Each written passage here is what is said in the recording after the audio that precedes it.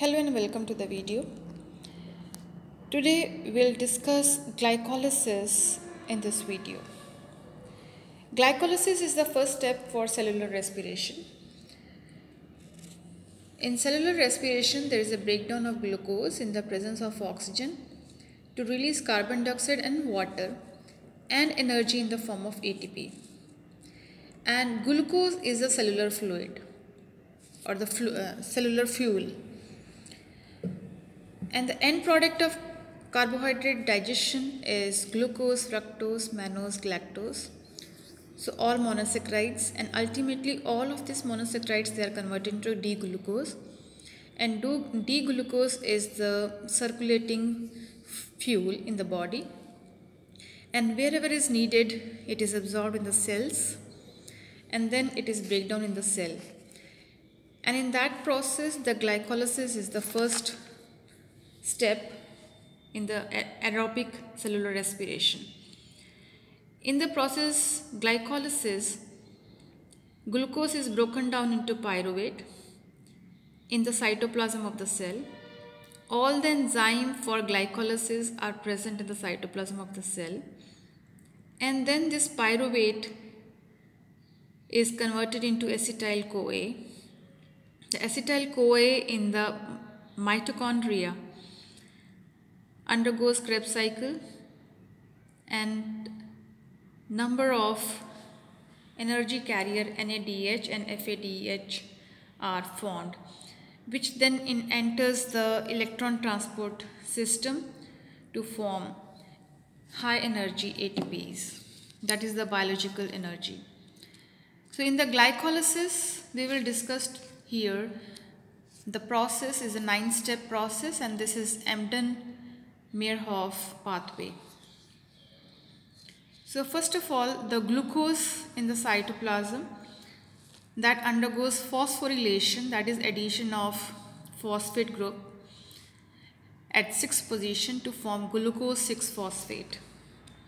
Here one ATP molecule is needed, it is broken down, and the phosphate is added at the 6th position to form glucose 6-phosphate.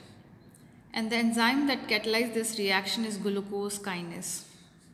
Then the glucose 6-phosphate undergoes rearrangement to form fructose 6-phosphate, and the enzyme which catalyzes this reaction is phosphoglucoisomerase. The first fructose 6-phosphate in turns undergo phosphorylation at position 1 of fructose.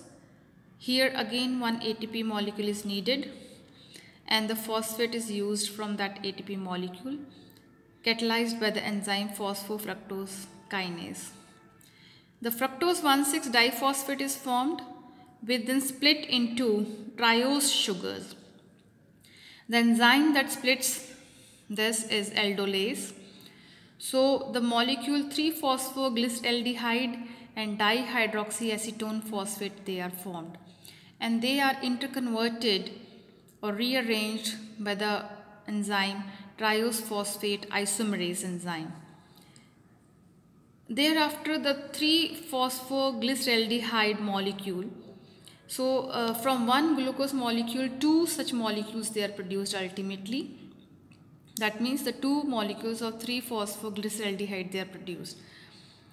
Then this molecule undergoes phosphorylation, but the source of phosphate here is inorganic phosphate, that is phosphoric acid. That phosphate is used to phosphorylate at position 1 of triose sugar. And then a hydrogen molecule is removed, and this hydrogen molecule is carried by the energy carrier NAD. So that means 2 molecules of NADH are produced, which then enters the ETC chain to form ATPs. So the process here is phosphorylation as well as dehydrogenation, and the enzyme that catalyzes this reaction is 3-phosphoglyceraldehyde dehydrogenase. So ultimately 2 molecules of 1,3-diphosphate glycerate are produced. Then this molecule undergo dephosphorylation. That means one phosphate is removed now, and for this 2 ADP are needed and 2 ultimately ATPs they are formed. So since there are 2 molecules of 1,3-diphosphoglycerate, therefore 2 molecules of ATP are produced at this step, and this enzyme is, and this reaction is catalyzed. The process dephosphorylation is catalyzed by the enzyme phosphoglycerokinase. Ultimately, one phosphate is removed at position 1. So 3-phosphoglycerate is the product, intermediate product, which undergoes rearrangement with the help of enzyme phosphoglycerol mutase. So 2 molecules of phosphoglycerate are produced. Here the phosphate at 3rd position is rearranged at phosphate at 2nd position. So this is just the rearrangement reaction and catalyzed by the enzyme phosphoglycerol mutase. Thereafter 2 phosphoglycerate molecule undergo dehydration. That means a molecule of water is removed, catalyzed by the enzyme enolase. Ultimately 2 molecules of 2-phosphoenol pyruvate they are produced, which again undergoes dephosphorylation. Phosphate group is removed from the molecule 2-phosphoenol pyruvate, and here at this step also 2 ATPs they are generated. This is catalyzed by the enzyme pyruvate kinase.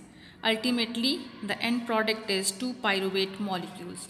From one glucose molecule, the end product is 2 pyruvate molecules.